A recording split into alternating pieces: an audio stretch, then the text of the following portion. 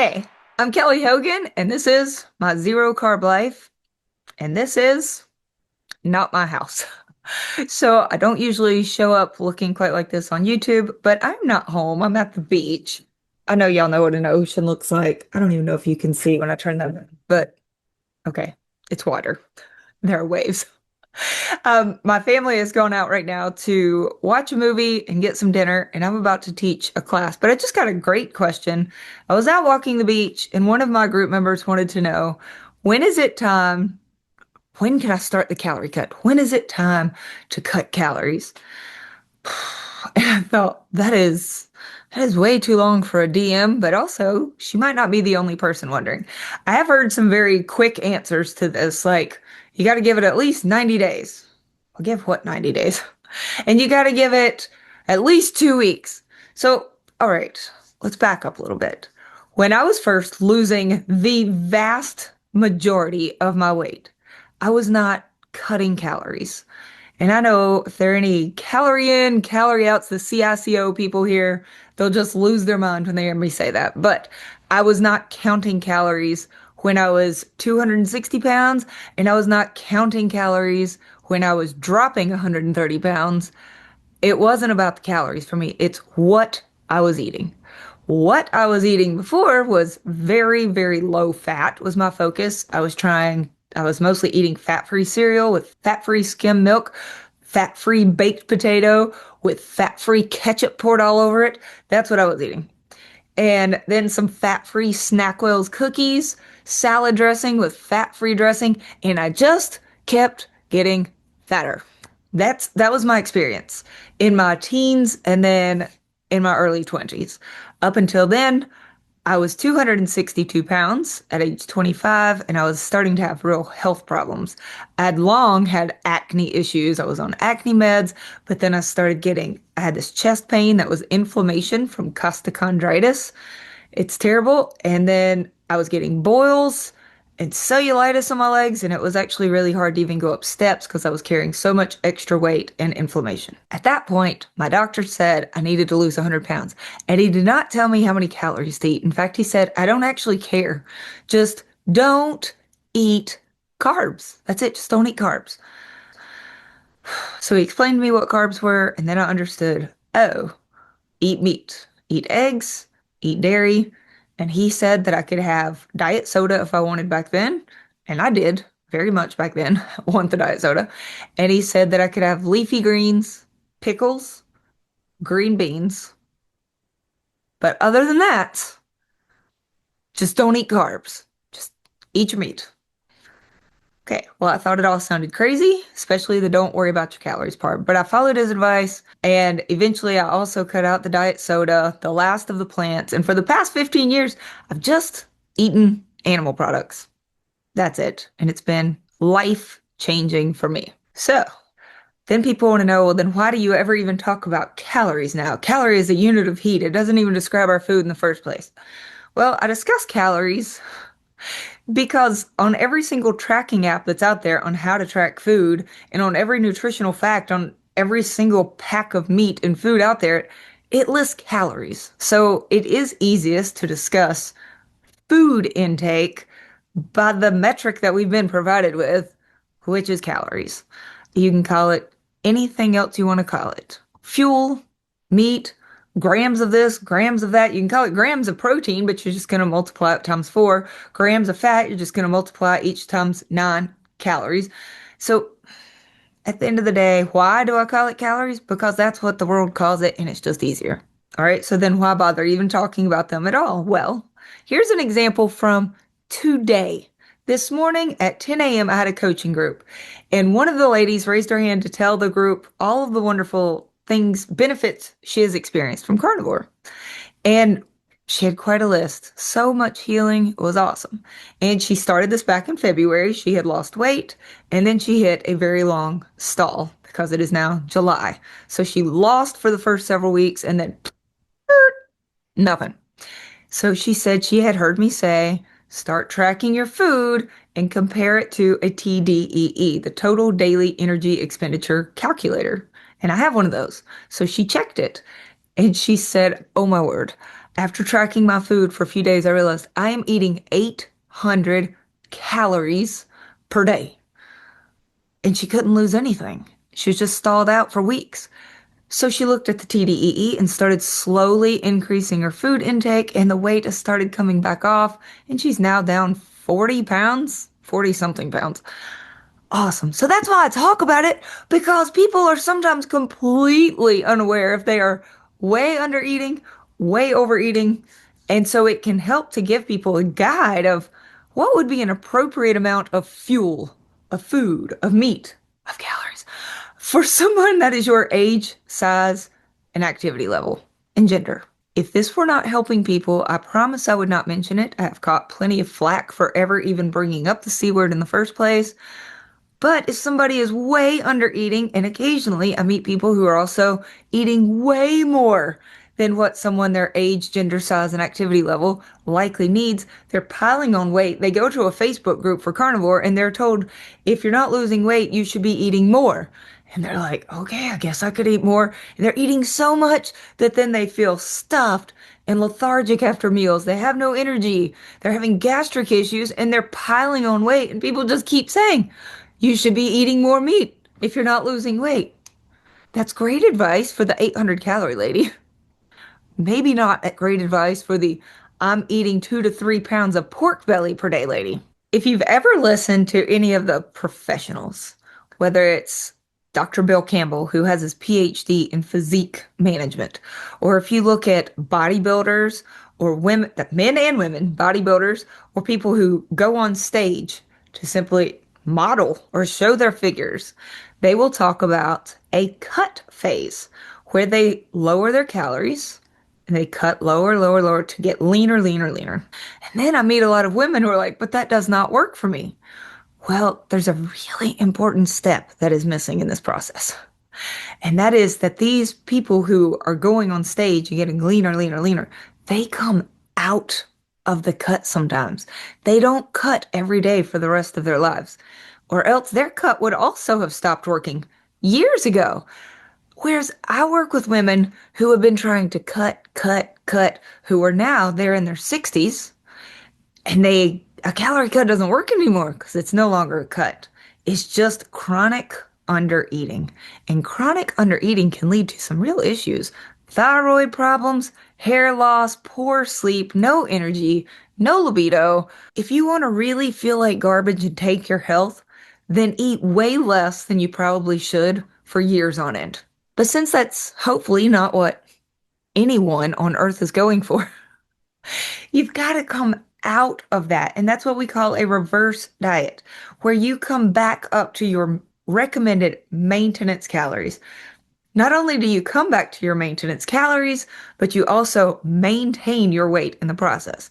So occasionally somebody will come up to their maintenance calories, and as they are adding back food, it's like their body is getting this safety signal of, I'm okay, I'm not going to starve. And it will start releasing some body fat. That is so cool when that happens. It does not always happen. So then what? Well, then you come up to your maintenance calories. And if you are really afraid to gain any weight at all, then I would recommend that you do it really slowly. Take whatever you're eating now and just add a little bit, a little bit, a little bit more until your body adjusts, your gut adjusts, your weight adjusts, everything holds steady, and go, okay, now I could add a few more bites for the next week. Just slowly increase. And your body will slowly adjust, and you won't find that, oh my gosh, I've gained 20 pounds by adding these extra 50 calories each week. I've watched many women go through this with fearful hearts. Fearful hearts. They do not want to gain weight. And I've known women to double their caloric intake on a carnivore diet. Yes, it makes a big difference what you're eating. So if you were to double your caloric intake of, spaghetti and donuts, then I would not expect to simply maintain weight. I would expect to pile weight on like mad, right? If you are eating a lot of fat, a lot of carbs, and a lot of protein, all three, that's all the macros, and you're just eating a whole bunch more of it, I would personally put on a lot of weight, as do most people. But I have reverse dieted many times where I was not eating enough and I realized, ooh, I cut calories to get a little leaner. I got leaner, and now I can't cut anymore because I'm hungry. So I've got to increase and go back up. So I've done it very quickly.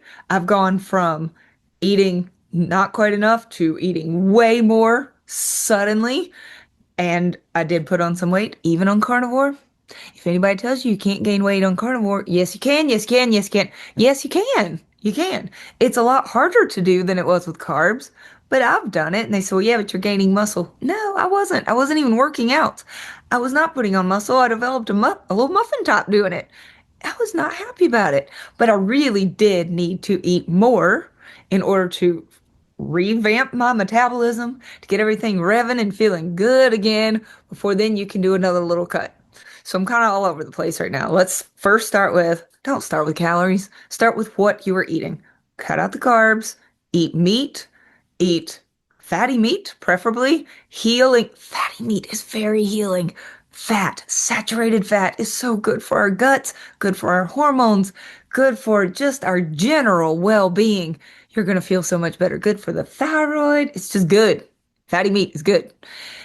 Eating nothing but skinless, boneless chicken breast, you are not going to get the same healing benefits as a high-fat carnivore diet. Once things are healing and you're like, okay, I'm pooping better, I'm sleeping better, everything's feeling better, I've got energy, I can move and take walks, everything's good.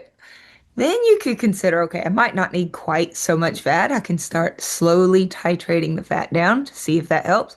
Some people will lose weight better on super high fat percentages, like 80% carnivore. And then there are some people who get leaner if they start bringing their fat down.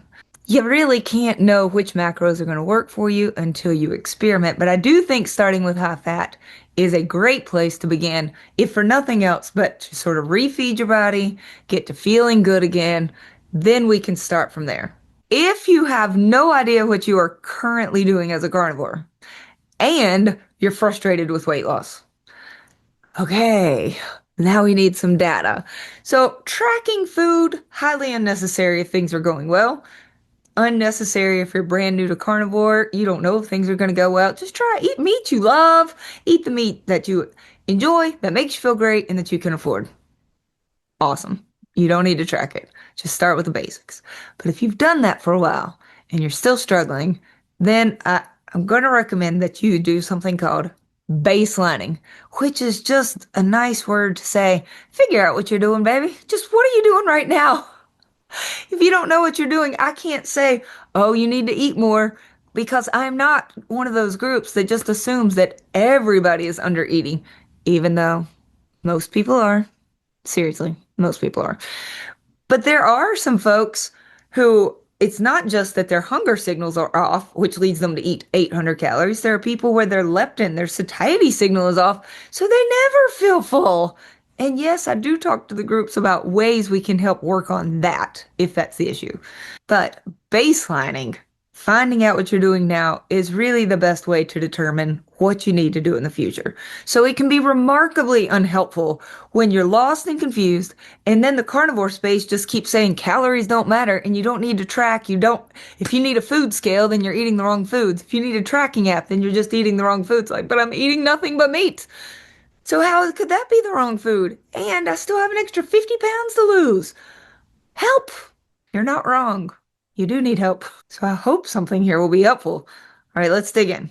Okay, before I get into the baselining part, I also think it's worth pointing out that in studies, the group of people that lose the most weight, twice as much actually, are the ones that consistently track. And that is when they are not told how to change anything. They're just simply taught how to track their food. So in terms of predicting weight loss, individuals who consistently track 5 or more days a week were successful in losing and sustaining weight loss over the course of the year. And then I love this comment on the post. This post was made by Dr. Bill Campbell, and somebody commented, I hate it when the science tells me to keep doing something I hate. So someone today asked, how do I know it's time to track food? Well, I think when the frustration of the weight loss stall outweighs the frustration of I don't want to track food. So if the food tracking is more frustrating than the weight loss stall, don't track. But at some point it's like, okay, this now feels more annoying, so fine, I'll track my food. One of the most frustrating questions people have is, do I track my food cooked versus raw? And the answer is simple. Whatever you are weighing, whatever piece of meat you are putting on a scale to weigh, it just needs to match whatever entry you are using in your tracking app. And I use Carb Manager. But if you are weighing raw chicken breast, you need to find an entry for chicken breast. And the nutritional facts on your pack of meat are going to be for raw, almost always, unless you are buying a pack of cooked pork belly, already cooked, in which case you have the nutritional facts for cooked pork belly. But the real answer here is when you weigh food, the main thing is to make sure that what you're weighing matches what you're entering into the tracking app. If your meat is dehydrated already and you're weighing it dehydrated, you need to find an entry in Carb Manager for dehydrated meat. And it's in there, partly because I've put tons of dehydrated meat entries into Carb Manager. So it's there. But that's the real answer. People will come to full-blown blows over this. Weigh it raw, weigh it cooked. Weigh it either way, just enter it correctly. That's all there is to it. Here's an example of what I mean. If I went to Walmart right now and I bought USDA Angus ribeye Walmart steak, the macros and the information on that pack of steak are for raw ribeye. So if I look this up in Carb Manager, I will weigh my steak and it's 10 ounces of raw ribeye. So I could enter it that way. What if I forget to weigh it raw? So then I cook my ribeye. We're going to cook off some of the water weight. It's going to weigh less after you cook it. So then it's my 10 ounce ribeye is now an 8 ounce cooked ribeye. So I just look up an entry for ribeye cooked. Either way, it comes out almost the same. Both of you are right, people. You don't fight it out. Let go of his collar. It's just got to match what you're entering. Now, if you are using Carb Manager and you want to try baselining, all that means is I'm going to find out what I'm currently doing. Then I would recommend that you go in and hit the plus sign to add a food. At that point, it's going to put up a little search bar. And if you're eating chicken drumsticks or chicken wings or ribeye, whatever it is that you are eating, you're just going to search for that and find the one that the most closely matches what you are eating or what the nutritional facts say on your pack of meat. But to add a food, you would hit the plus sign and then you look for this silly little avocado. It should be a steak. We all know it should be a steak, but it's an avocado. Add your food. And then that's where you'll search and add it for either breakfast, lunch, or dinner today. It is really not that complicated. People think this is going to be so time consuming. It might be for the first couple of days. And then if you're like me, you eat the same 5 to 10 foods over and over and over as a carnivore. And once it's in there and you've entered it before, simple. In fact, you can copy it to future days of eating. So easy. I do this a lot. So when I make my carnivore ice cream, this is what I have for breakfast most every day. I'm going to had it for breakfast today. I'm going to have it for breakfast tomorrow if I get to the grocery store because I am completely out of heavy cream, but I'll get to a grocery store. So for breakfast today, I entered the 9 ounces of cream and 1 egg yolk. I do not enter the pinch of salt or the splash of vanilla extract. It is in the ice cream, but none of that has any caloric value, no protein, no fat, so I don't worry about it. But if I want to eat the ice cream again tomorrow, and I do, I just click these 3 dots in Carb Manager, and that will pull up this little menu that says copy to. And then I can copy to any day of the week. I can go to tomorrow. I can copy it to lunch, to dinner. If I know that I ate ribeye on Monday and I'm going to have ribeye for dinner tonight, I can go to Monday and copy to, hit the 3 little dots, copy to dinner, copy to whatever you want to. I do a lot of this because, again, I'm just repeating a lot of the same meals. Also, how to find your meat in Carb Manager. When you do hit the plus sign and the silly avocado and it pops up this search function, you could search for chicken drumsticks or you could search for Kelly Hogan. Even if you're not plating me up for dinner tonight, just search for me as if it's a food and you'll find all of the meats that I have entered. Kelly Hogan ribeye, raw weight, Kelly Hogan pork belly, cooked weight. It tells you on there how to actually weigh it. All right, if you have a package of meat in your hands, just look and make sure it's a pretty close match. And if it's not, all is not lost. Don't panic. If you don't see an entry you like, we're going to create a custom food. So go back to the plus sign, hit the avocado again. At that point, next to the search function, so you could search for butter. If you don't see anything in there that matches what you were wanting, then you hit these three dots and hit this called Create Custom Food. Then you can just fill in the blanks. So if you've got a pack of pork belly and you can't find an entry in Carb Manager that matches your pork belly, just create the custom food and then look at the pack of meat, how many grams of fat, how many grams of protein, how many calories. If it has carbs, enter the carbs. My food does not usually have carbs unless it's, say, eggs or scallops or oysters, but those are animal carbs. I eat them without any problem myself. Now, if you want to, you could call the custom food anything you want to call it. If your name is Kathy David, like my friend Kathy David, then you could call it Kathy David's Chicken Wings or Kathy David's Pork Belly, KARENMILES' Beef Heart. If you can't find beef heart, but you've got a pack of beef heart, just enter it and call it your name. And here's what's cool about that. In the future, just like when I want to find all of the many, many foods that I've entered before, I search for Kelly Hogan and they all pop up. And I know that this is accurate because I've compared it to my pack of meat.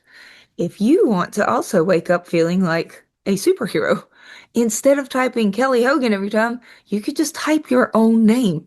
And then in the future, go to the search box and just search for your name and it'll pop up. That's kind of cool, right? And you can find all of the foods that you've ever added. And if you already find the foods that you want because I've entered it or somebody else has entered it, then you don't have to go through that step, but you can if you want to. Then once you've tracked for a while, and if you're like me and you eat the same 5 to 10 things over and over and over all day, every day, and you've tracked that and your days of eating look pretty similar, it doesn't take many days to know this is your baseline. This is approximately what my macros are right now. This is what my calories are right now. And then we can go to a TDEE calculator to see what am I doing now compared to what does a TDEE recommend, which is just looking at, again, your age, gender, size, and activity level to find out, are you eating way less than that, but you're still not losing weight? Ta-da! There's your answer. It's time for a reverse diet. We need to slowly bring up the calories. And then you hang out at your maintenance for a while. How long is a while? So this was the question that I think the lady was originally asking. How long do I need to stay at my maintenance calories without gaining or losing weight? So how long do I need to maintain my weight at my maintenance calories before I start doing a calorie cut? Well, if your weight is dropping at all while eating maintenance calories, then I would stay there a real long time because that is awesome. I want you to be able to eat as much as you can while still slowly losing weight. If you're losing anywhere close to a pound per week on average, you do not need a calorie cut. You just need to keep eating a lot of meat for a really long time. Enjoy your weight loss. If, however, you are holding steady, you're going to be bouncing in ounces because that's what bodies do, right? But you're not really gaining, you're not really losing, you're maintaining your weight at your maintenance calories. This is fantastic. You are most likely going to start feeling better. Take note of this. Keep a little journal, a spiral notebook, or notes on your phone. Take note how I feel at maintenance calories. If you are feeling better, as in, I do have more energy. I am sleeping better. I feel like taking a walk. My outlook on life is better. My husband looks cuter. All of the things are coming together. I would stay there a while. Listen, how long is a while? In my groups, I have said a minimum of 2 weeks. I know a lot of people, especially in the bodybuilding space, will say a minimum of 90 days. Some will even say a minimum of a few months. But here's what I think the real tell is. When are you ready for a calorie cut? When you're feeling better. You might even, if you've had thyroid issues from doing all this years of cut, under eating, then your thyroid has probably suffered. So you might want to go get that checked after you've been eating at your maintenance calories for, say, a few weeks or 90 days. When you're feeling good, say, hey, doctor, I would really like to have this called in again. Or get it checked through something like ownyourlabs.com. You can get a complete thyroid panel. You could even go dig deeper and contact somebody like Danny Conway and ask for a Dutch test for your hormones. It's not just for your estrogen and testosterone. She can also have things checked out like your leptin, your cortisol, and your insulin, and just make sure, Hey, I am back to healthy. And I know if your only goal is to get skinny, it's like, well, I'm not here to get healthy. I just want to get skinny. I want to get fit. I want to look lean. I understand. But Danny Conway also says weight loss is a byproduct of a healthy body and balanced hormones. If you are just trying to do a calorie cut while your thyroid is still out of whack from undereating, while your gut is still out of whack from eating a bunch of junk for years, while your hormones are out of whack from undereating and poor sleep, you are fighting a very, very uphill battle. So the real answer to this is you can start cutting calories if necessary, when your health has come back, when you are feeling good and sleeping good and your energy is restored, then sure, okay. Also, when you feel mentally prepared to do that. So if the idea of you've been at maintenance now for 6 weeks and you're feeling good. Now it's time for the calorie cut. If everything within you is like, I don't want to. I don't want to. It's going to make me binge. It's going to make me go into a tailspin from going back into scarcity syndrome. Then it's not time. It's not time.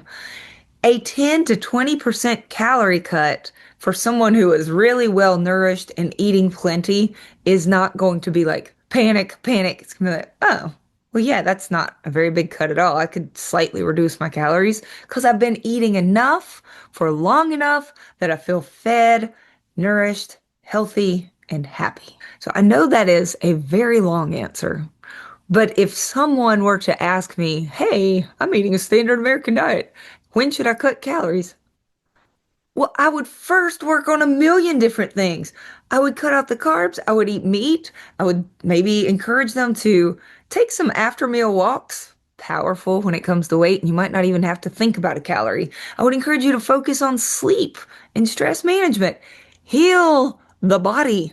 And then, yes, at some point, if you have been maintaining your weight for a long time and you're eating as much meat as you want, which is at least your maintenance calories, and your body feels great, then many people do find, oh, look at that. I can do a very appropriate calorie cut for, say, the next 4 weeks and get off some weight and then slowly build back up. So that is part of what I do work with my group members on. How to get started, yes, with the carb reduction. Next steps that have nothing to do with calories. How to actually improve sleep. How to actually improve hormones and digestion. How to deal with stress. All of that. How to slowly reverse diet their way back up to maintenance. So first we have to establish the baseline. How to do that. I work on all of these things. And then once they are at maintenance, how to know when it's actually time to do the cut. And again, I would never suggest somebody cut calories at all. If what they are doing, even if they're eating twice, 3 times, nay, 4 times, what a TDEE recommends, if you're eating way more than that and you're getting some positive results, whether that means you're feeling better or you're actually losing some weight doing that, keep doing that. Why would you eat less just because of a calculator? I wouldn't. No, I want to eat the most I possibly can while still getting positive results. And that's what I would like for you too. So I hope that helps answer the question of when to cut. And if you need more help on the actual healing process and baselining process and reverse dieting process, all of that takes place before the cut. I would love to work with you. I meet with my groups live for 1 hour every week. I meet with them off of the live meetings as often as they need us. It's myself plus 4 assistant coaches. I do all of the actual group teaching in our meetings, but then the assistant coaches help out in the chat box. And we do small group breakout rooms for very specific topics where you can get help on specific things. And if you just want to go have some community time and talk and share, we have that available every week too. Okay, I'm looking outside. It appears that the rain has stopped, and now I can go back out and walk the beach. So I hope you're having a lovely day, and I'll see you next Saturday. Okay, bye.